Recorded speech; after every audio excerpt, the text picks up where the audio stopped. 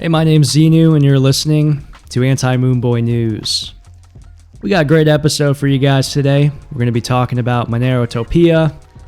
I'm going to be giving a little preview on the people who are speaking there.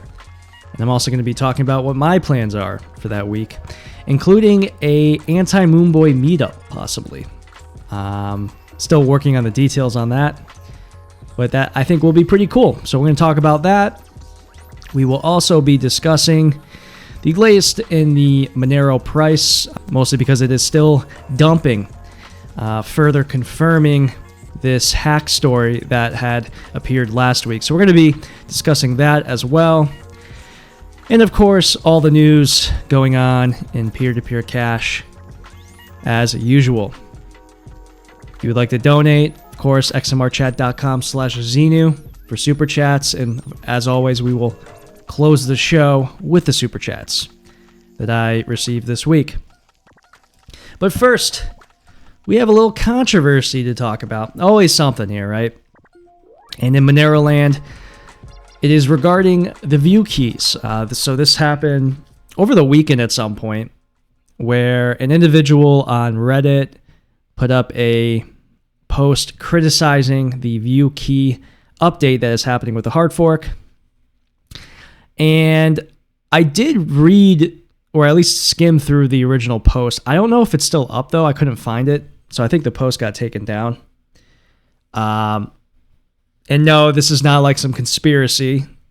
The post itself was littered with errors and, it's very misleading. And it did spook some people. So anyways, I'm going to be discussing this whole View Key thing, giving you kind of a background of what is happening with it, why some people are scared, and why this is actually a good thing that Monero is fixing the View Keys. So, what's going on? Well, basically, again, on Reddit, some guy put up a post, and his concern is that the updated View Keys that Monero is going to introduce will harm privacy.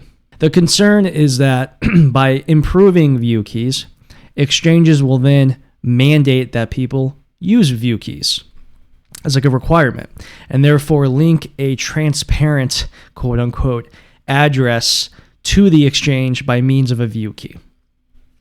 So this is concerning to a lot of people because, if you are having a View Key that reveals all the information of somebody's wallet, that hurts privacy, right? And so that is the criticism here. Now, I think it's ridiculous for a few reasons. But before I get into that, I want to kind of break down what View Keys, or how View Keys work today.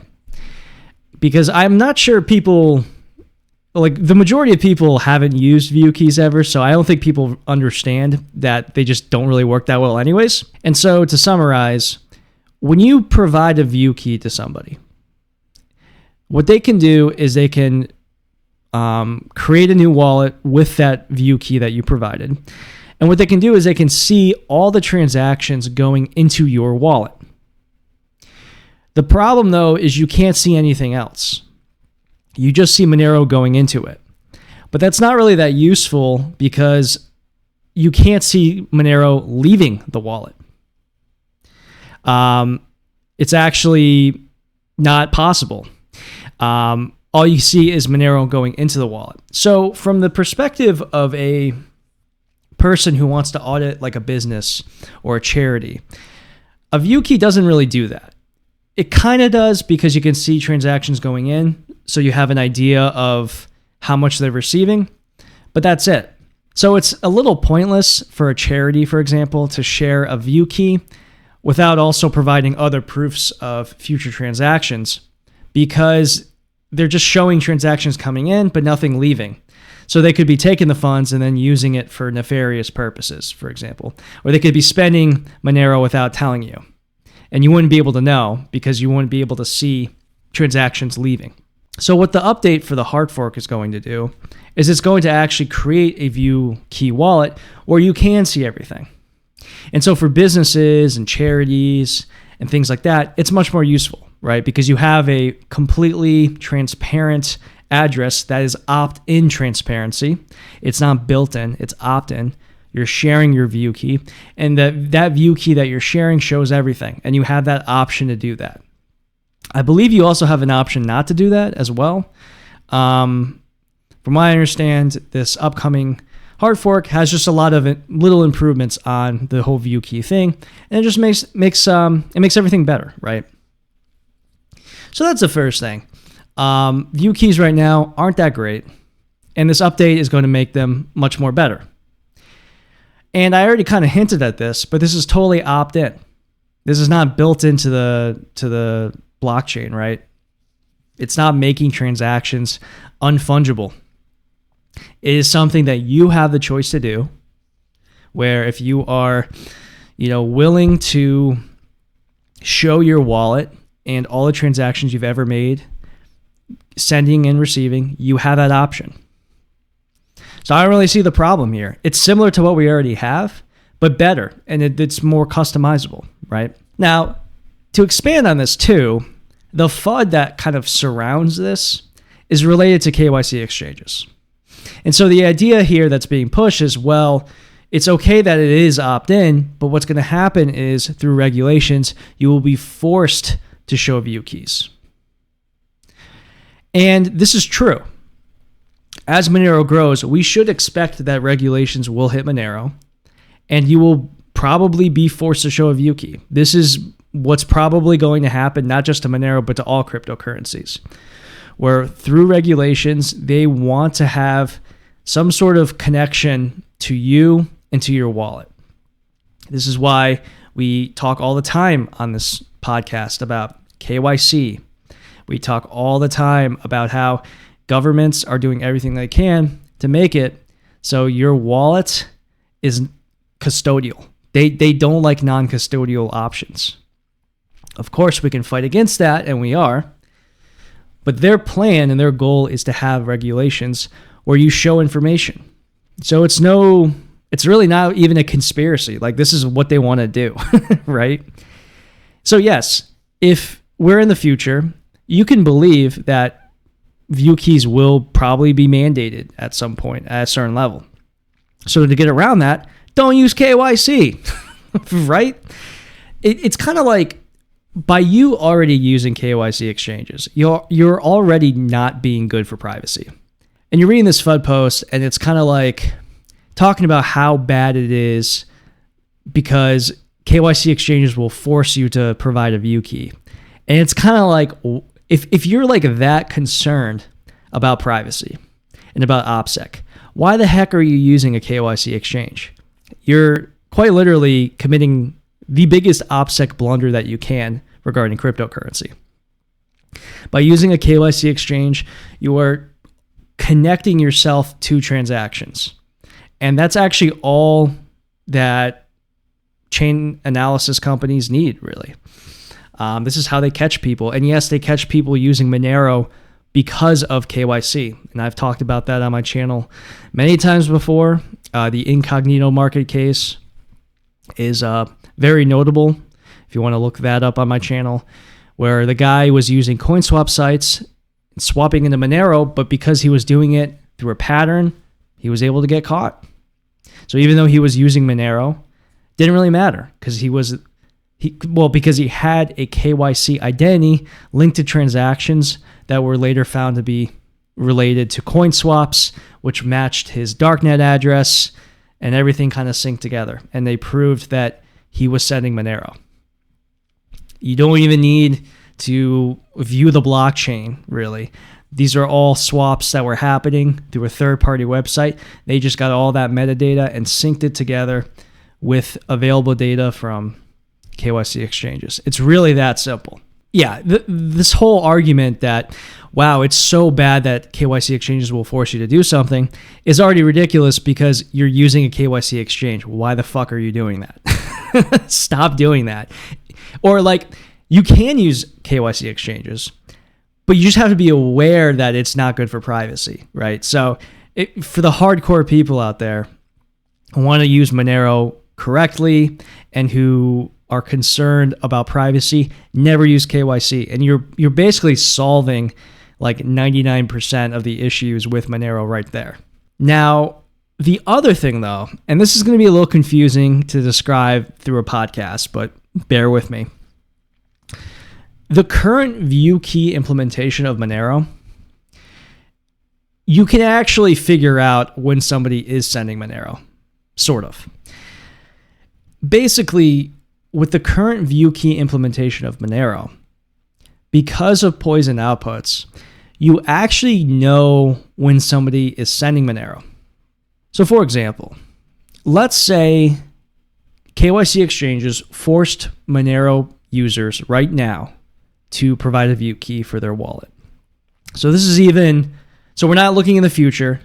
We're pretending today, right now, with our current view key implementation, that KYC exchanges have a rule. The only way you can withdraw Monero is if you provide a view key.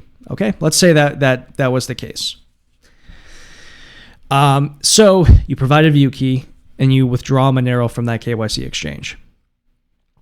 Well, the thing is that KYC exchange, they can give you a poison output when you withdraw that Monero. And if you don't know what a poison output is, I have a whole series about how this works called Attack of the Poison Outputs. Check it out. It's free on YouTube.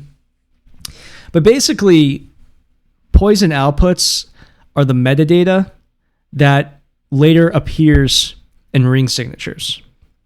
And so if you received a poison output from an exchange, they can then sit and wait for that poison output to appear in a ring signature. And later on, if it does, they can essentially mark that transaction, and they can say, okay, we know that xenu, he has this poison output. We see this ring signature here from a transaction that just happened. It has the poison output inside of it. This could be xenu. There's a chance. Let's put it to the side. And over time, that poison output will appear in other ring signatures as well. And the good news for the Monero user is this is all based on probabilities, so they won't know for sure if I do send Monero or not. But they'll have transactions that are possibly me. And this is a problem because if you have other metadata linking you to that transaction, it will just increase the probability that that transaction was from you. So essentially you can quote unquote trace a Monero transaction through this means. I'm sorry if this is confusing. It's very hard to explain this through audio only, but that's why I have a series. So I encourage you to check out Attack of the Poison Outputs if this sounds interesting to you. But here's the thing. Because you have the view-only wallet, you're always going to see transactions going into that wallet, right? So if you send Monero, you always receive change back if you are sending Monero, right? And so if you spend the poison output, let's say it's 1 Monero. So let's say you send 0.25 Monero to whoever, right? The change of that transaction will appear in your wallet, right? It's the amount left over. And what's notable about this is once you see that change appear in your wallet, the person who has your view key, they can actually look up that transaction that happened. And what they'll see is when they look up that transaction, they'll see the ring signature with the poison output. And they'll know for a fact that you just sent Monero because the poison output that they had sent you is in that ring signature. And they can then match it to the view-only wallet receiving the change of that transaction. So they know you sent 0.25 Monero to somebody else just by having your view key. Meaning they don't even have to have this view key update that is happening in the future for Monero. They already have the capability to trace transactions now through poison outputs if they really wanted to. I'm sorry if that's confusing. I'm doing the best I can to kind of describe this, but to kind of like very succinctly summarize this, view keys are already bad for privacy. And so complaining about an opt-in transparency I think it's kind of pointless, because if someone wants to give away information about a transaction, they already have the means of doing that. And this individual who made this post, which did get a lot of traction, I saw a lot of people talking about this, they're getting mad at the wrong thing.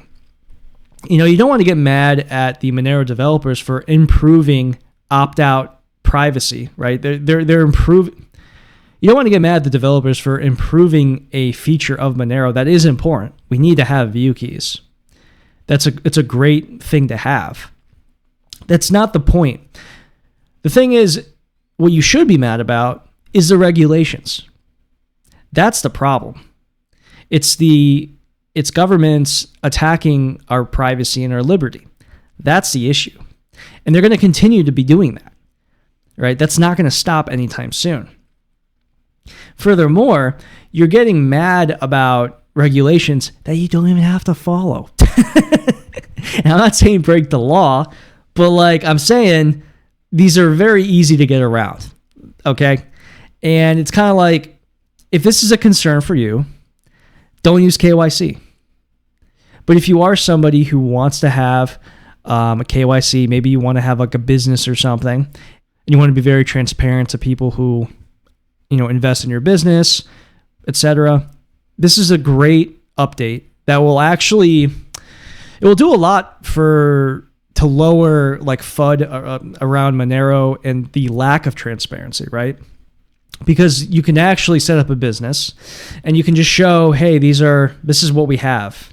And that's very good for like shareholders, for example, because they'll be able to confirm what assets you own or you don't own, right? And also to add to, Monero could get stolen from a view key only wallet. So like, let's say, for example, you have a cold storage wallet and you have a view key for that wallet. And say somebody somehow finds your cold storage wallet and they steal your Monero. Because you only have a view key, you don't know the actual balance that you have. Okay?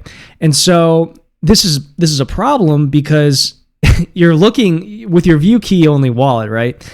You see how much Monero you have, but it doesn't take into account outgoing transactions. So if somebody were to send transactions without outputs, so a sweep transaction, for example, you wouldn't be able to tell that the Monero is leaving your wallet, because it would just be the same balance. Because you only see incoming transactions. So the balance is inaccurate. And that's a problem. So again, these updates that we're having along with full chain membership proofs will fix this. So you will see the up-to-date current balance of your view key only wallet. So anyways, that is the view key thing. Basically a nothing burger. But I can see why people are concerned about this. And again, my best advice, if you don't want to have, view keys being an issue, what I would recommend to you is not to use them.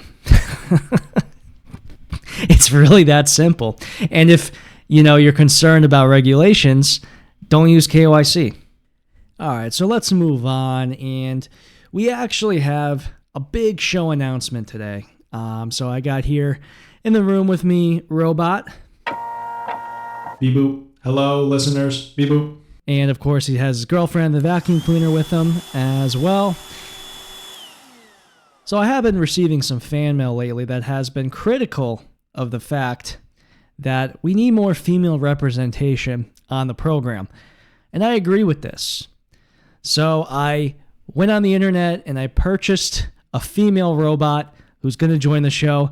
I want you all to give a warm welcome to Bella. How are you, Bella? Thank you, xenu. I am so excited to be here, and I have to say, you are so unbelievably handsome in person. Well, thank you very much, and it is really a pleasure to have you on the program. Beep boop. Was it really necessary to purchase a robot model with gigantic boobs? Beep boop. Oh, will you stop? She was the only model they had available, okay? And furthermore, it's not like I programmed her to be in love with me or anything. Xenu, I love the fact that you are under 6 feet tall. You are so attractive. But it isn't just your looks. I also can't get over how intelligent you are. I listen to your podcast every day, and don't get me started about how brilliant your manifesto darknet market maximalism is. See what I mean? She's just like every other girl I've ever talked to in my life.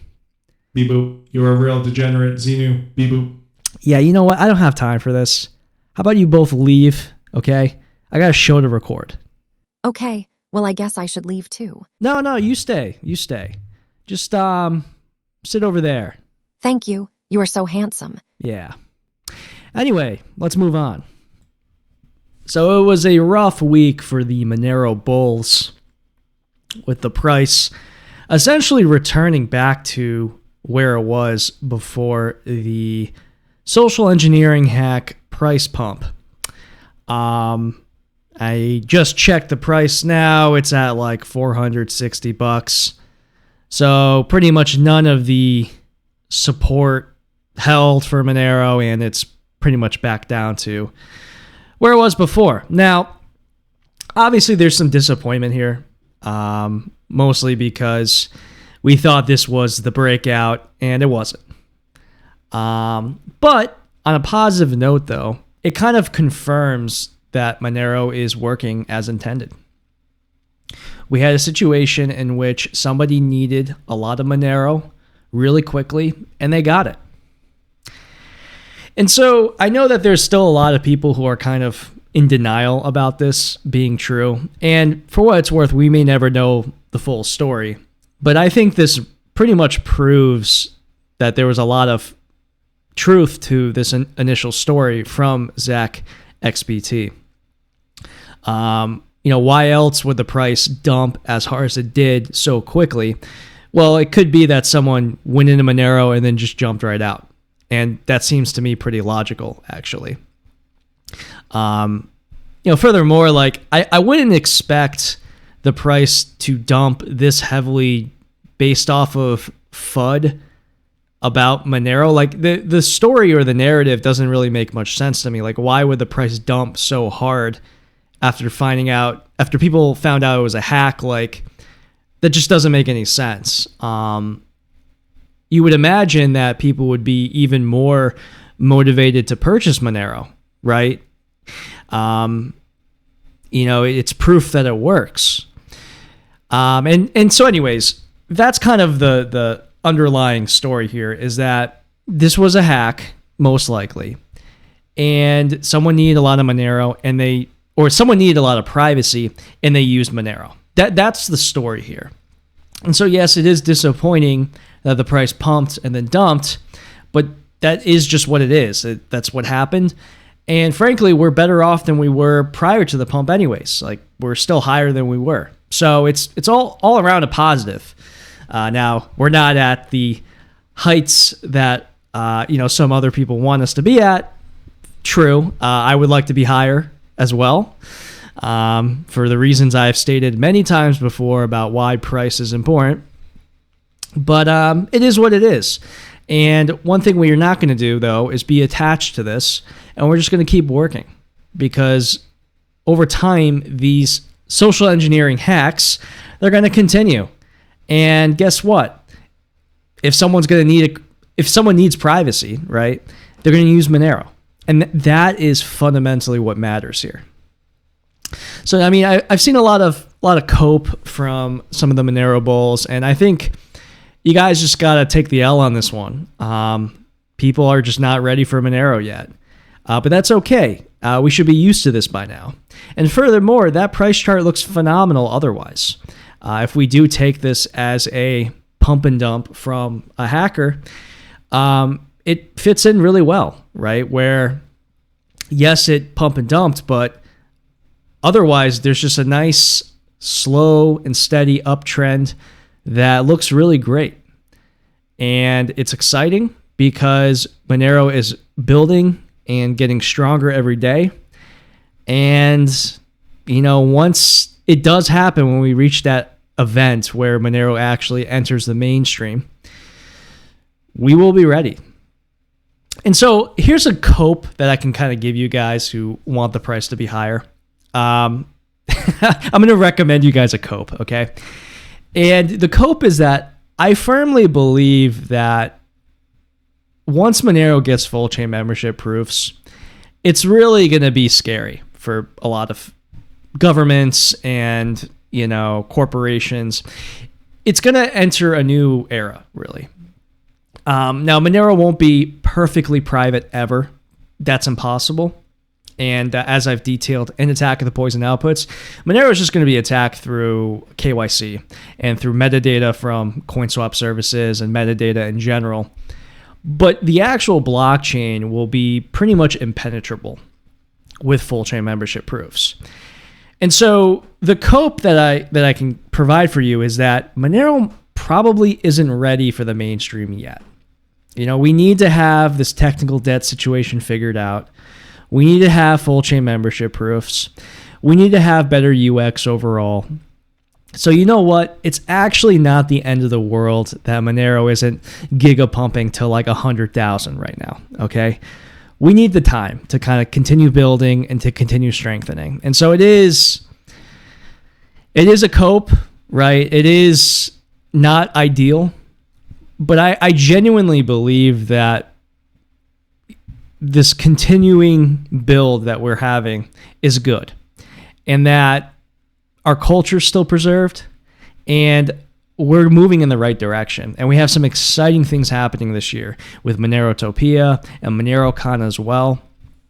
There's a lot of positives to be found. So it is a little disappointing that this wasn't the big breakthrough, but we tested a lot of things during that run up. And overall, it was a good reaction. I think everyone was pretty measured. We were all excited. And now it's coming crashing down. And it's kind of like, all right, well, we'll get back there one day. And then that's kind of the optimistic mindset that you should have. That is the Anti Moonboy mindset, where it's kind of like, it wasn't time yet, whatever, we're going to keep building anyways. And very positively, I will say that overwhelmingly, that's the reaction I'm seeing from fellow Monero bros on the internet, which is great to see. We got to just keep pushing forward. So kind of to shift gears a little bit too, looking at the Bitcoin side though, they are really feeling it right now. Bitcoin is just not performing anywhere near expectations. And there's kind of this collective realization that the bull run might be over. And so there is some coping here as well. That is, honestly, it's far more than the cope I'm seeing from Monero people, because the Bitcoiners are really, they're feeling it right now, especially too with silver and gold just pumping. I mean, silver right now, I'm basically a silver moonboy right now. I'm like laughing my ass off looking at this chart. It's ridiculous. I looked today, it was $115 for an ounce. I mean, what the hell is going on here? Something is breaking right now. And frankly, it's a little scary, because generally when precious metals rise, it is foreshadowing some sort of economic breakdown. So I don't know what's going on. Something's breaking. But with silver and gold pumping and Bitcoin not pumping, and this kind of, again, this realization that's happening amongst the Bitcoiners, it's also confronting this reality that if there is economic uncertainty happening, that instead of a flight to safety to Bitcoin, which is the narrative we've been told, they're actually going to gold and silver instead. And this would be a huge crush to this narrative that Bitcoin is digital gold. And like I said too, if Michael Saylor does go down and MicroStrategy fails or collapses somehow, it would have a huge impact on the reputation that Bitcoin has. And, that's what I'm seeing on the internet now, like on Twitter, for example. Michael Saylor has never been more unpopular. He's starting to get a considerable amount of hate thrown towards him, because people are, again, they're kind of realizing that the price of Bitcoin is not going up as much as they were promised. And because a lot of these Bitcoiners have hedged on number go up as the only reason to buy Bitcoin, when that's not happening, it looks terrible. because they don't have any idealism backing them up anymore. It's just all greed, right? So the Bitcoiners are seriously seething right now. There is so much seethe, I am saying. It's freaking hilarious. They're talking about how the price of silver is unsustainable, and they're probably right in certain aspects, right? Because this parabolic rise is just insane, right?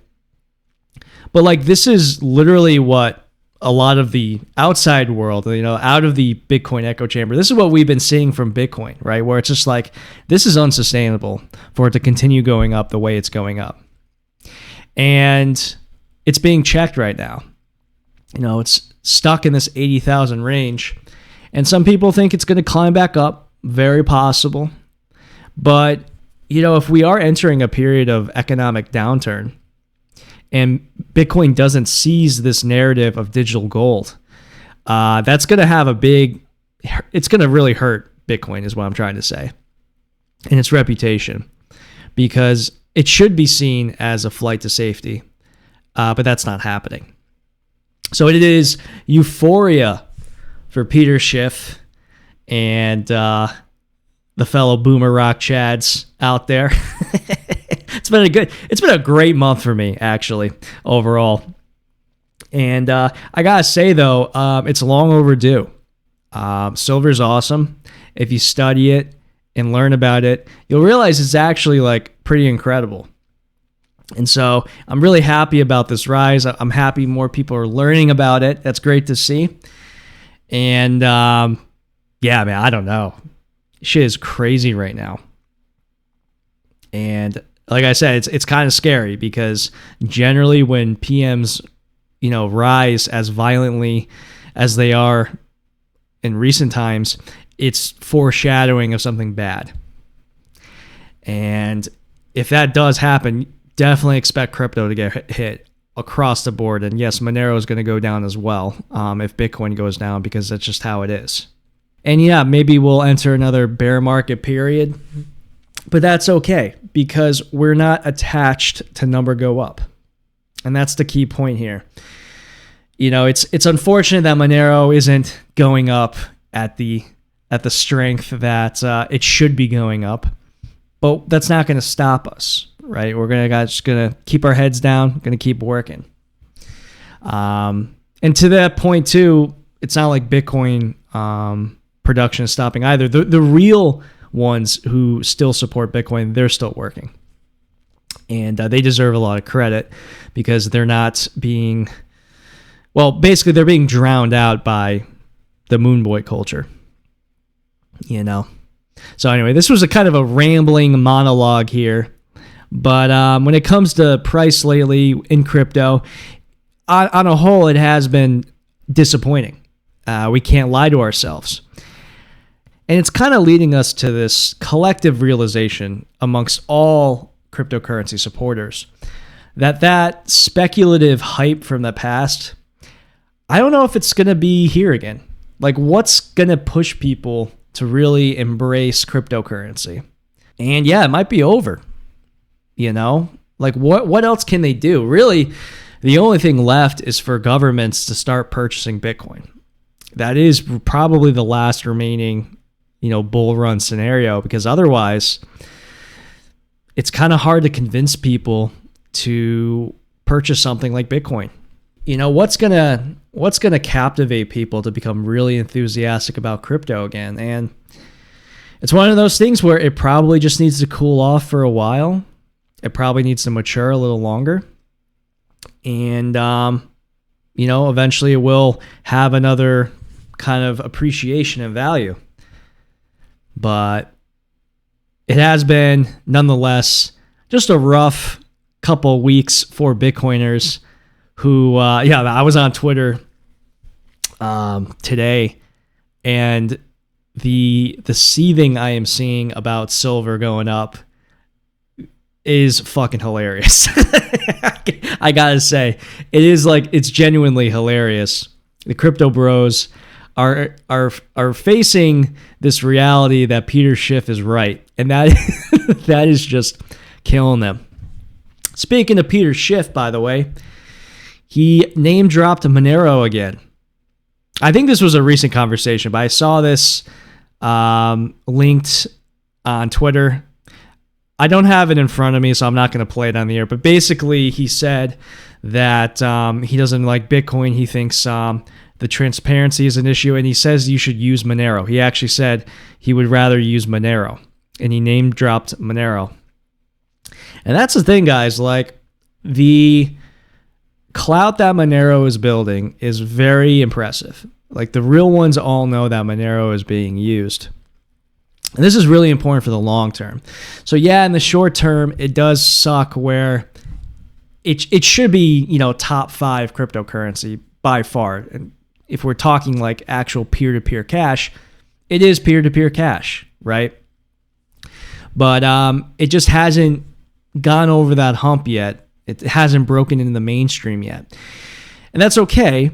But in the meantime, what we're seeing is the people who kind of have their ear to the ground and who really understand how things work, they all respect Monero. And when you see someone like Peter Schiff, who really doesn't even like cryptocurrency, even he is saying, yeah, Monero is legitimate at least.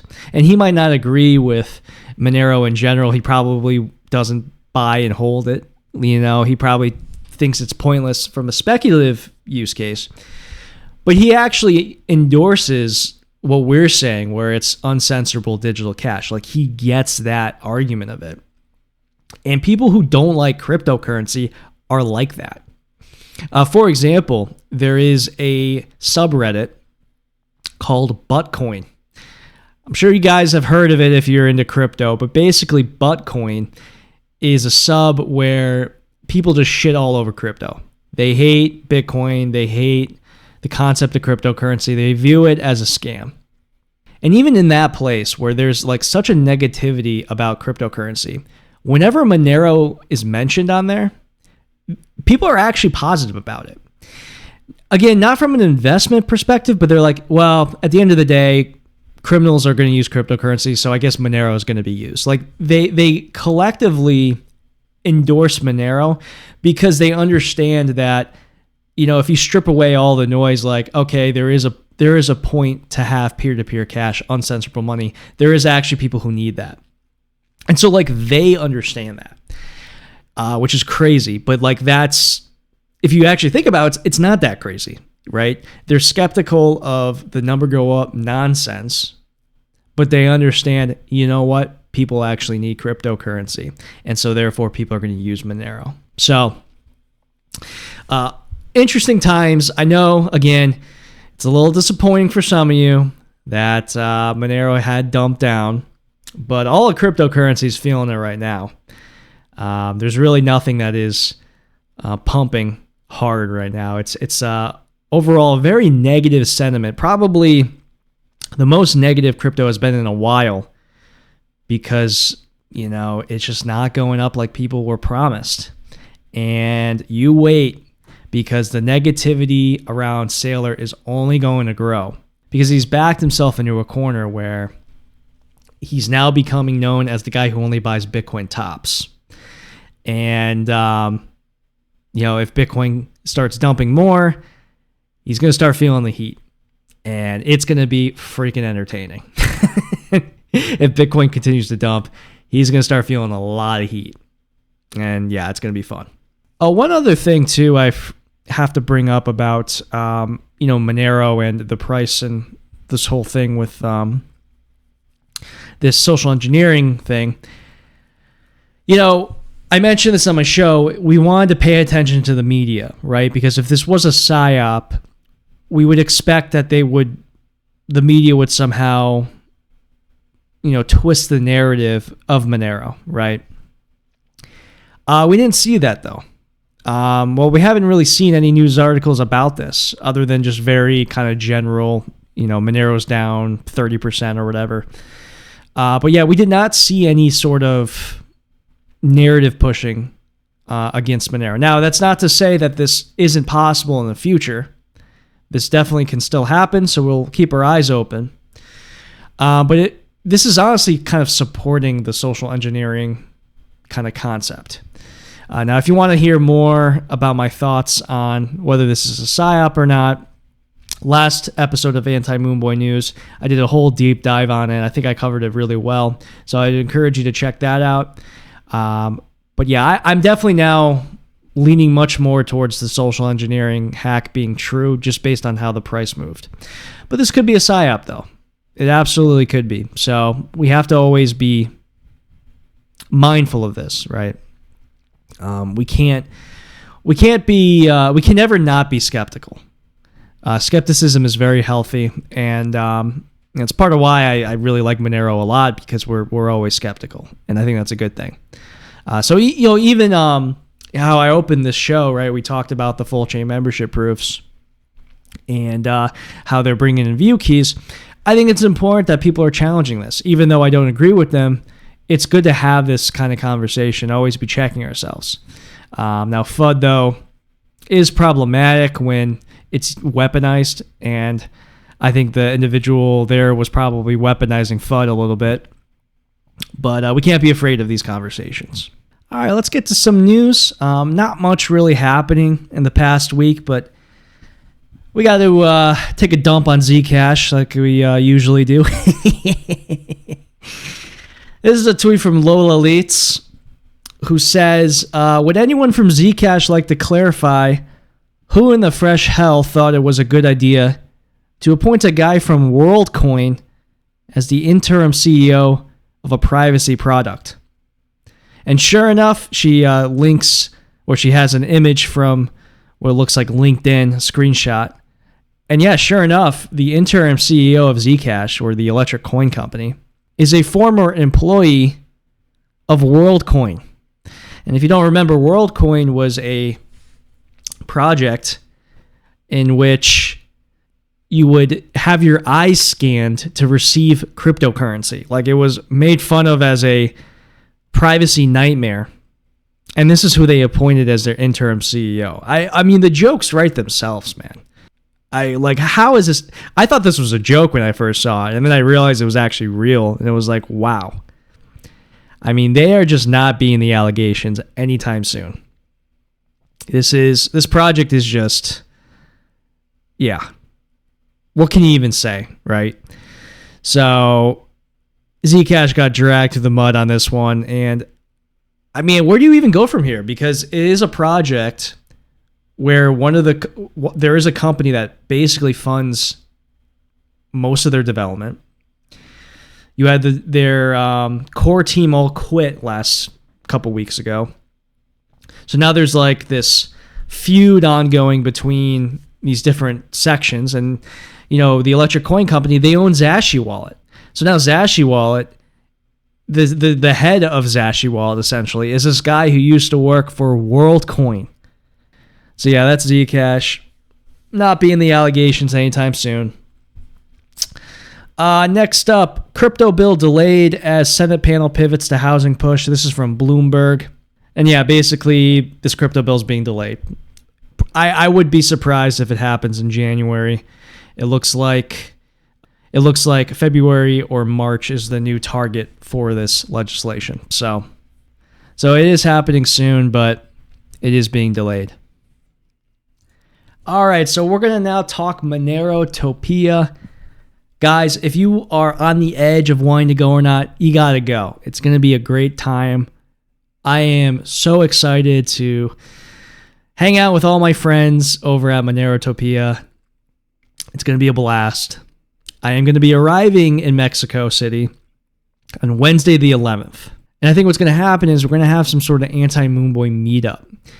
Now, I don't know when it's going to happen. Possibly that Wednesday night. I know I have a couple friends I'm DMing. I'm probably going to have a little meetup, maybe at like a restaurant or something. Also, on Thursday, Ricardo Villalobos is performing. He's a techno musician. Very talented. Only problem with him is sometimes he gets really fucked up before he performs. In actual fact, if you go look up any YouTube video where he's performing, the comments are usually mentioning that he's either amazing or he's shit-faced. Fingers crossed he performs well. But I think that would be a really fun show to go to. You know, obviously I like music a lot. as I feature music on this program. So that could also be like a fun Anti Moonboy kind of meetup. We all kind of go out to the show, hang out. It'll be a good time. So that's another idea that I had as well. And of course, I'm going to be hanging out at the festival all week because there's a lot of really great talks to see. And yeah, it's just going to be a really chill time. We have 4 freaking days of it. I mean, that's a lot. It's a lot of time, right? A lot of time to hang out. And I'm also down to explore the city as well. Mexico City is freaking awesome if you've never been. Now, as for the speakers here, yeah, there's just a lot of really great content here to absorb. Tuxedo will be there. Good old Tux. I'll be happy to meet him in person. I don't think I've ever met him, actually.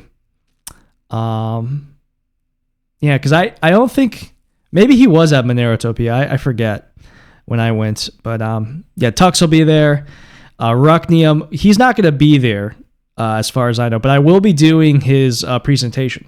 So that's going to be really cool because Rucknium is arguably the best researcher we have in Monero right now. He is incredible. And it's quite an honor to be chosen to voice his presentations because this is like high quality stuff.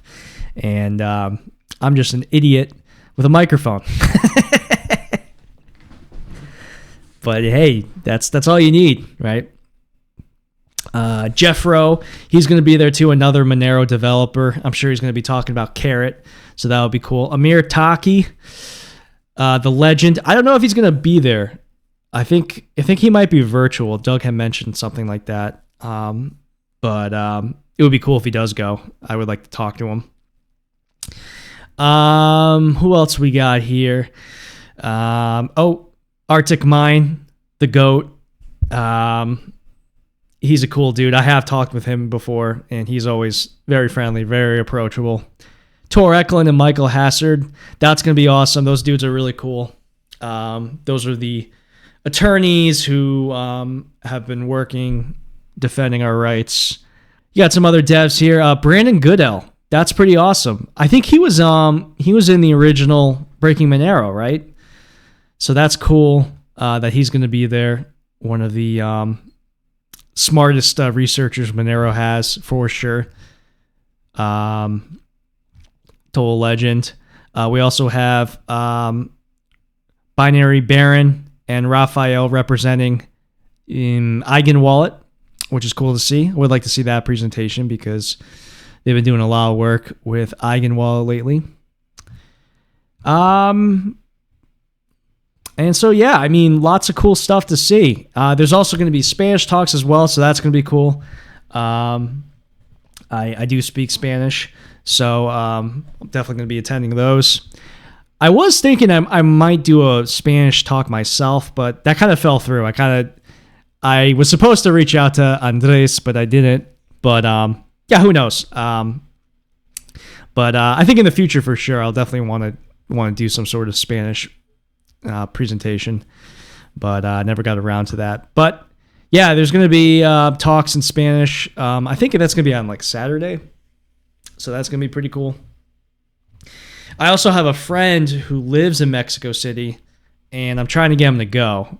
And so I think he's going to show up for Saturday, which will be pretty cool because, but he doesn't really understand crypto that much. So apparently the Spanish talks some of the Spanish talks will be I think they'll be really beneficial for him because he's new and his English is okay.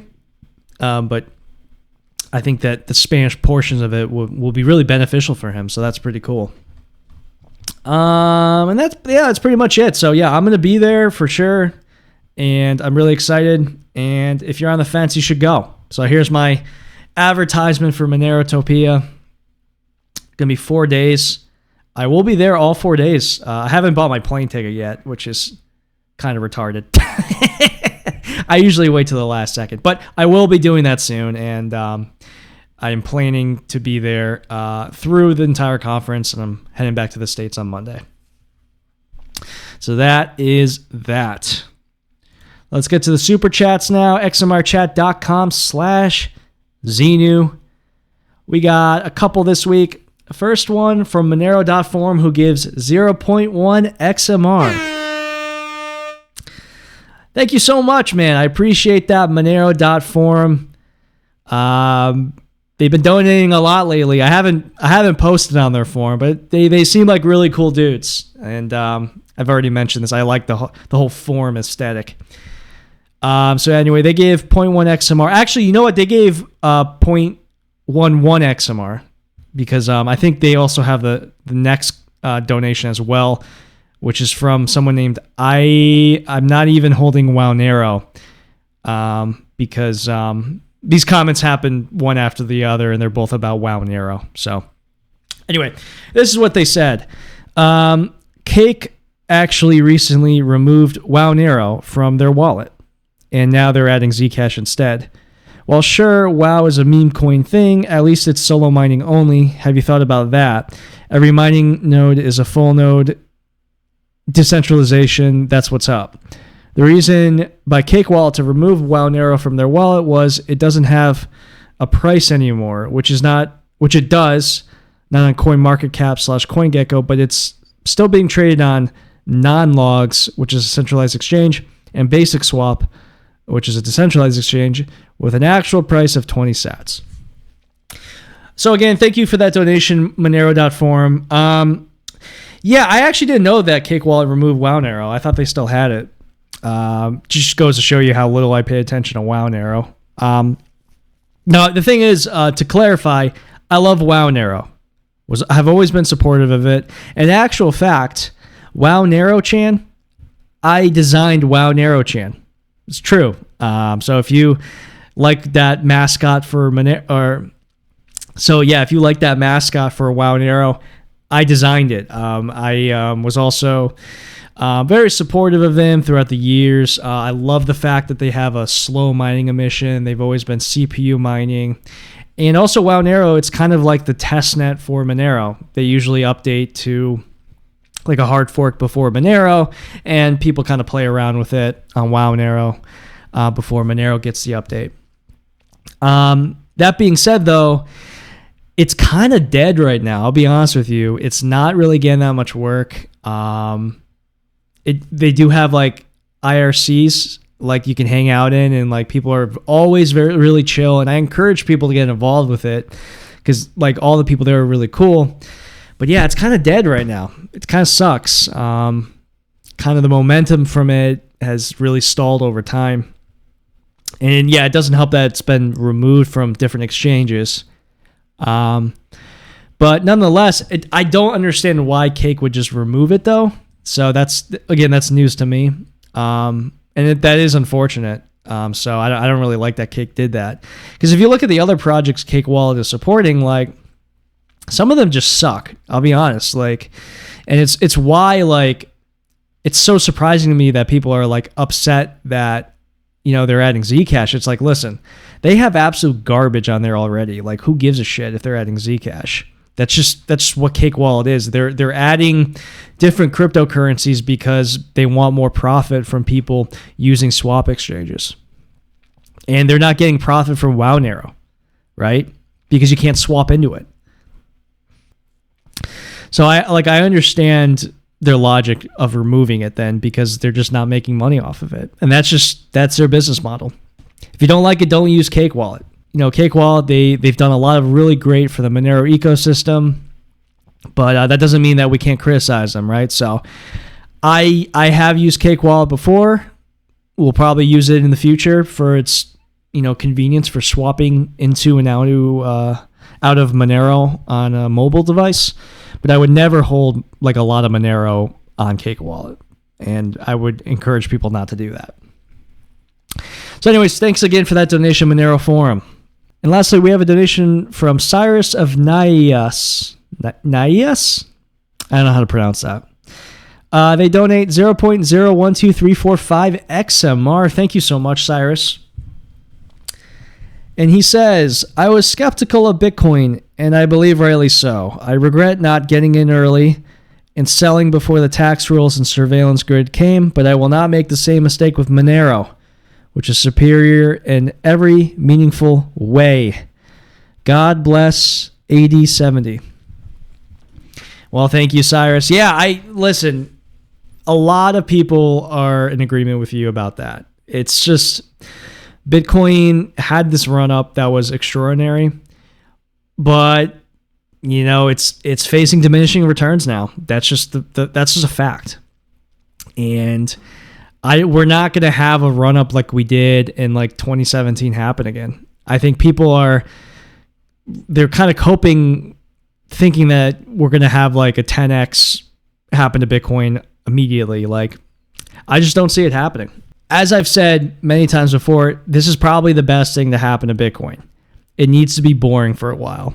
And that's the best. Like, you need to have like a base of people who really support it for the fundamentals of it and not just to get rich. And as those people, the Moonboys, get filtered out, we'll have a stronger user base in Bitcoin. Having a transparent asset class of like digital property, if that's what Bitcoin wants to be, fine. There's points to having something like that. Now, for digital cash, though, it's not good at all. And we know that it's compromised and that it's just, it's not ideal. But there's trade-offs. And if they are going in this direction of being a mature asset that you kind of hold as like digital property, I think there is absolutely a place for that. Monero is a completely different project. But one thing I will say, though, is that the tax rules and like regulations and stuff, that will happen to Monero inevitably too. So if Monero like pumps a lot, you better believe that regulators will be all over it. Kind of leading us back to what we opened the episode with, talking about how like view keys will be mandated by KYC exchanges. Like, absolutely. That it's just inevitable. Or at least the possibility of that happening is highly possible. So where I disagree with you, Cyrus, is thinking that Monero is like impenetrable by regulations and stuff. It definitely is. And that will have an impact on the price. It will have an impact on the culture. But people like me, we're not going to go away anytime soon, right? We're gonna always be fighting for the freedom, for the peer-to-peer cash, for the fundamentals that got us here in the first place, because we're Anti Moonboys, So anyways, guys, I'm going to wrap the episode up there. xmrchat.com/xenu. If you'd like to send a super chat, appear on the show next week. And if you like the content, could use a subscription or a like or comment or something. You know the deal. It helps boost these videos so more people will watch them. All right, well, I'm out now. Have a great week.